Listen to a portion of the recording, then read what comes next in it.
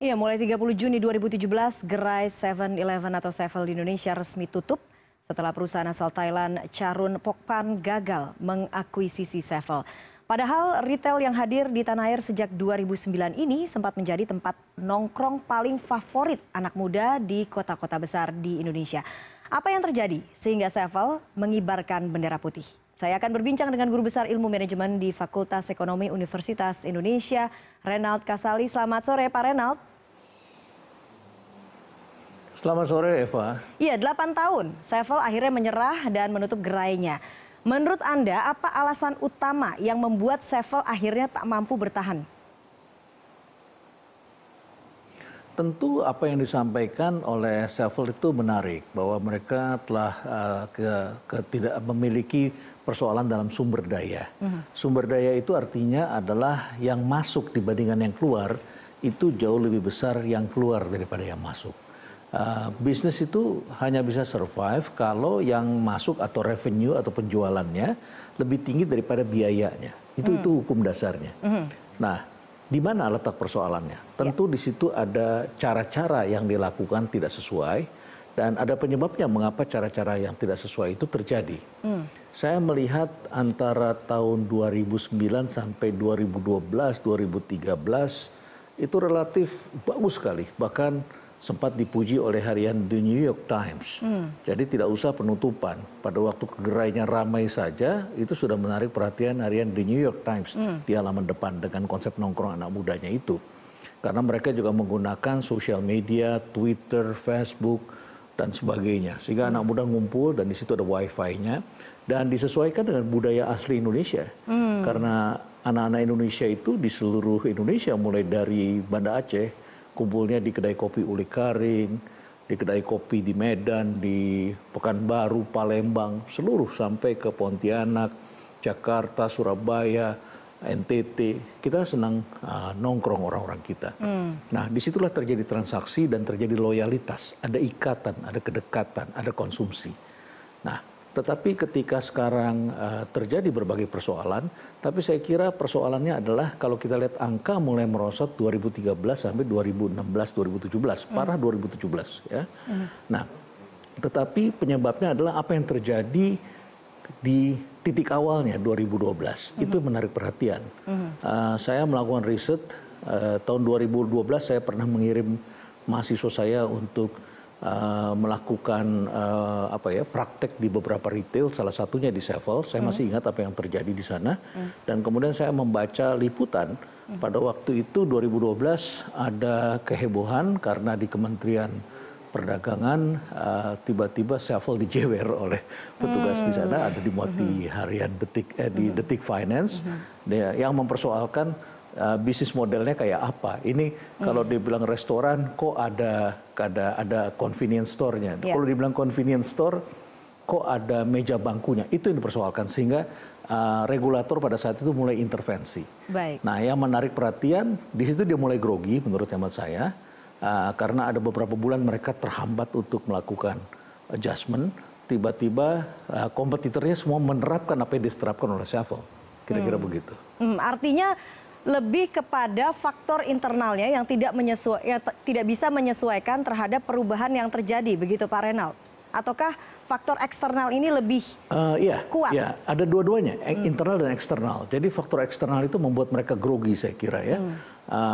Ini kan Sevel ini kan lanjutan dari grup modern yang pernah mengalami kebangkrutan karena Fujifilm itu tidak bisa lagi mereka jual. Jadi mereka mempunyai titik-titik outlet yang bagus yang mereka tawarkan.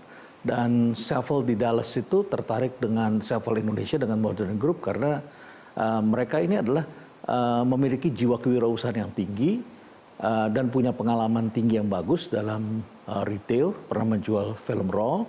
Dan kemudian mereka ini tidak punya pilihan lain. Mereka mengatakan we are dying, kita mau mati kalau kita nggak punya Sevel. Dan Sevel kemudian tertarik karena mereka punya bisnis model baru. Nah, begitu regulator saat itu mempersoalkan dan meminta agar Sevel Indonesia mereformat bisnisnya, perencanaan mereka jadi kacau. Karena kalau franchise itu tidak seperti milik kita di Jakarta, kita langsung melakukan adjustment, adaptasi. Ya.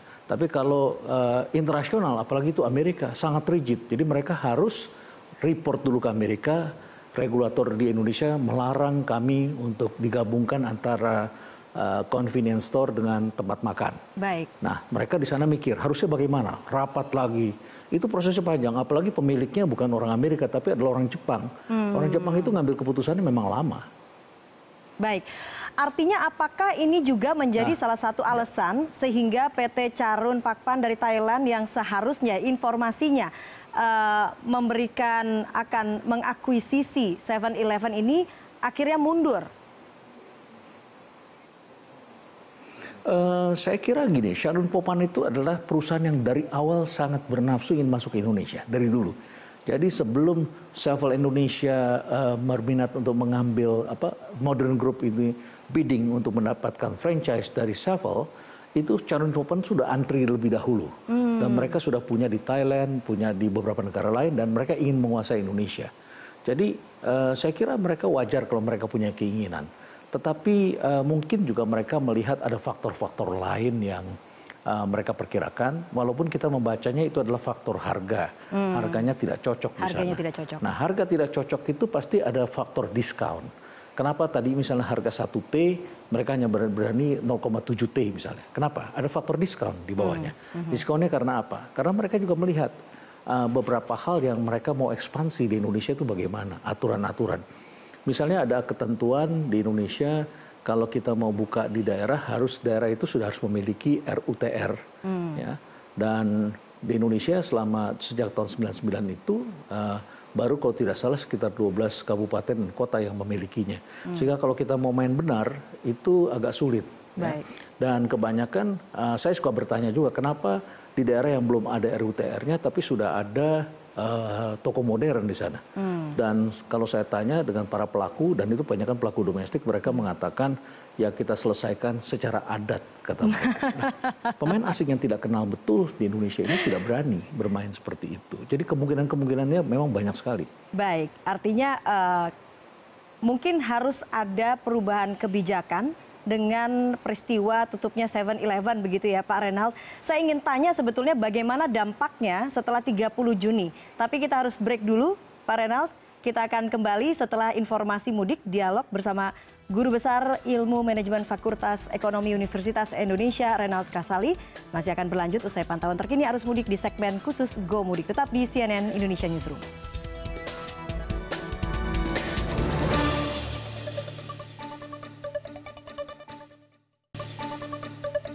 Ya, saya lanjutkan perbincangan dengan Guru Besar Ilmu Manajemen di Fakultas Ekonomi dan Bisnis Universitas Indonesia, Reynald Kasali. Pak Reynald, setelah tanggal 30 Juni, apa yang akan terjadi? Karena kita tahu perusahaan retail seperti ini tidak hanya 7-Eleven. Sebut saja ada Lawson misalnya, kemudian ada Indomaret Point, lalu ada Family Mart, ada Circle K yang sudah terlebih dahulu. Apakah kondisi yang dialami oleh 7-Eleven ini juga akan dialami oleh perusahaan-perusahaan retail yang lain itu? Oh tentu berbeda, masing-masing tentu berbeda. Karena Circle K itu dan yang lain-lain tadi Anda sebutkan itu memang model bisnisnya tidak sama. Walaupun mereka sekarang mengadopsi dengan menaruh beberapa meja untuk orang bisa ngopi, makan dan sebagainya. Jadi konsep bisnisnya dari awal memang sudah berbeda. Mereka mempunyai kedai yang lebih kecil, outletnya lebih kecil ukurannya, ya, dengan produk-produk atau yang ditawarkan di sana itu sedikit berbeda dibandingkan dengan yang dilakukan oleh 7-Eleven. 7-Eleven itu memiliki logistik yang mereka bangun sendiri, diletakkan di daerah Sunter kalau saya tidak salah. Di sana ada dapur masaknya yang membuat nasi goreng dan lain sebagainya. Makanan-makanan yang mereka desain. Jadi mata rantainya dan multiplier efeknya memang lumayan begitu ya. Sedangkan yang lain itu lebih mengikuti standar internasional dengan keunikan terbatas. Kalau Sevel itu dengan memiliki satu keunikan yang cukup besar. Sehingga memang mereka cocok ketika sesuai dengan planningnya. Ketika tidak sesuai dengan planningnya tentu ada masalah. Nah, yang jadi masalah adalah memang karena perkembangan teknologi ini yang disebut dengan disruptive innovation atau disruption. mengakibatkan bahwa mata rantai itu dari konsumen ke para penjual produk itu semakin pendek dan orang ingin langsung. Dan kita menyaksikan sekarang orang belanjanya langsung seperti itu, harga menjadi turun ke bawah. Nah, kalau tidak siap memang penjualan turun. Yang saya khawatirkan sebenarnya bukan sekelasnya 7-Eleven. Kalau pemerintah kita tidak cepat dan siap, memang yang dikhawatirkan akan ada banyak korban yang lain yang berada pada sektor retail. Karena kuartal pertama 2017 ini sektor retail itu turun sekitar 20% penjualannya. Nah, contoh yang paling saya khawatirkan adalah justru retail seperti Tanah Abang, Mangga 2 dan sebagainya. Dengan jalur tol dibuka pasca Lebaran ini, maka konsumen Indonesia yang senang travel itu bisa langsung pergi ke Cirebon, langsung pergi ke Pekalongan, sambil rekreasi mereka bisa membeli langsung. Dan cost-nya orang-orang yang mempunyai barang di sana menjadi lebih murah karena orang bisa direct. Bagaimana masa depan Tanah Abang itu menjadi persoalan dan kita harus pikirkan, apalagi ada media online saat ini. Jadi ada hal-hal yang kita harapkan cepat diambil keputusan, yaitu mengenai undang-undang e-commerce yang sudah ada di DPR yang sampai hari ini belum selesai misalnya. Itu jadi persoalan juga misalnya. Baik, artinya ada perubahan kebijakan sebetulnya yang diharapkan dilakukan oleh pemerintah untuk melindungi apa kalau kita bisa istilahkan pelaku-pelaku bisnis konvensional? Sebetulnya kebijakan di atas sudah ada, tetapi eksekusinya yang dalam beberapa hal itu seringkali tidak dieksekusi. Karena eksekusi itu kan otonom oleh kepala-kepala dinas ya, di bawah. Kepala dinas ini di bawah provinsi atau di bawah kabupaten, kota madya. Nah, bagaimana mensinkronisasi kebijakan antara di pusat dengan daerah? Bagaimana antara pemerintah yang membuat RUU dengan DPR yang tidak mengesahkan RUU itu menjadi undang-undang? Persoalan di sana itulah orkestrasi-orkestrasi seperti ini yang memang masih harus kita benahi dan bagaimana para pelaku ini bisa cepat beradaptasi. Kata kuncinya beradaptasi. Saya kasih contoh apa yang terjadi di Singapura. Kalau kita baca dengan cepat, Singapura disruptions retail gitu ya. Langsung kita baca. Pemerintah Singapura itu sampai Perdana Menterinya turun dengan mengatakan 160.000 tenaga kerja di Singapura itu terancam disruptions di sektor retail. Jadi mereka melatih ulang para tenaga penjual di sektor retail supaya mereka mempunyai pekerjaan lain. Karena itu terancam oleh e-commerce dari Indonesia dan China. Baik, kalau kemudian kita balikkan ke kasus 7-Eleven, ada 160.000 lebih karyawan 7-Eleven yang akan dirumahkan. Apakah menurut Anda pemerintah juga harus ikut bertanggung jawab? Sevel itu tidak sebesar itu. Sevel Indonesia itu kalau tidak salah sekitar 1.600 tadi datanya saya mendengar ya. Taruhlah sekitar 2.000. Kalau Alfa itu sekitar 13.000 outlet dikali masing-masing 10 itu bisa 130 sampai 150.000 dan Indomaret juga sekitar itu. Tapi mereka sudah menyebar merata di berbagai daerah dan mereka semua minta kepastian karena sektor retail modern ini kan selalu menjadi ancaman bagi sektor-sektor yang lainnya. Di satu pihak masyarakat ingin masuk ke area yang modern, tapi di lain pihak ini menjadi objek juga bagi para politisi untuk menyingkirkan sektor modern ini karena dianggapnya seringkali mengancam sektor yang tradisional, konvensional. Baik, Pak Renald. Kalau kemudian kita bicara dampaknya secara global terhadap iklim investasi di Indonesia, penutupan 7-Eleven ini akan seberapa besar pengaruhnya? Ya, ini saya terus terang sangat khawatir karena numbers itu seringkali tidak berbicara banyak. Kalau hanya sekitar katakanlah 1.600 sampai 2.000 orang dibandingkan dengan Alfa, Indomaret yang tadi saya sebutkan sekitar 150.000 masing-masing tenaga kerja itu kecil 2.500, 2.500 orang. Tapi nama 7-Eleven itu adalah nama global yang menjadi perbincangan dunia. Dan pada waktu tadi saya sebutkan pada waktu tempat ngumpul yang tempat nongkrong anak muda teramai di dunia itu masuk di dalam harian The New York Times halaman depan, maka bisa dibayangkan berita ini sudah menjadi bahan tulisan oleh para jurnalis internasional dan saya yakin tidak lama lagi akan ada di halaman depan beberapa media internasional.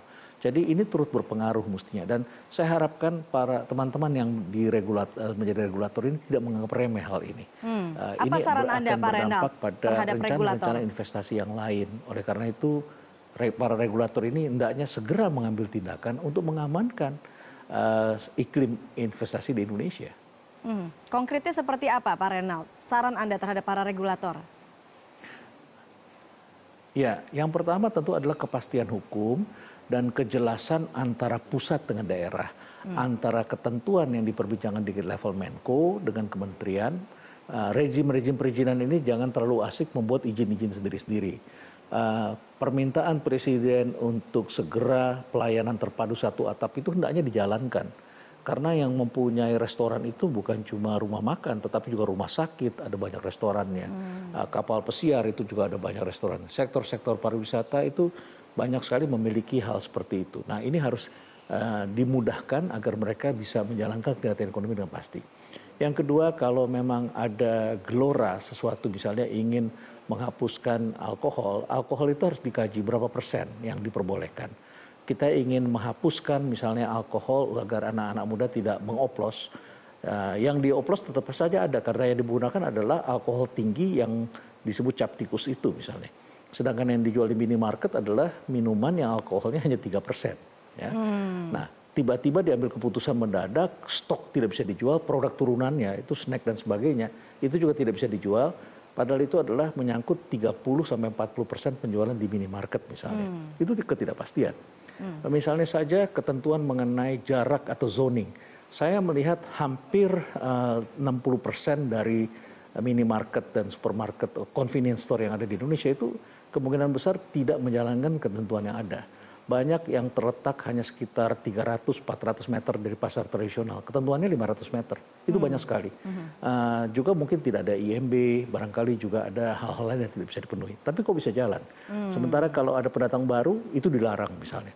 Jadi diselesaikan secara adat di lapangan itu mengakibatkan high cost ekonomi, ketidakpastian, dan tentu kaum muda tidak menyukai bisnis yang hengki-pengkinya seperti ini. Nah, kepastian ini yang saya kira harus dijaga, dibimbing agar kita punya aturan hukum yang lebih baik. Ketentuan mengenai tata ruang itu saya kira harus cepat itu daerah-daerah diberikan tata ruangnya. Kalau tidak ada tata ruang, tidak ada sektor modern di tempat mereka. Padahal pasarnya sangat jelas. Baiklah, semoga saja regulator segera memberikan kepastian hukum seperti yang Anda sampaikan tadi, Pak Renald Kasali, Guru Besar Ilmu Manajemen Fakultas Ekonomi dan Bisnis Universitas Indonesia. Terima kasih sudah bergabung di CNN Indonesia Newsroom.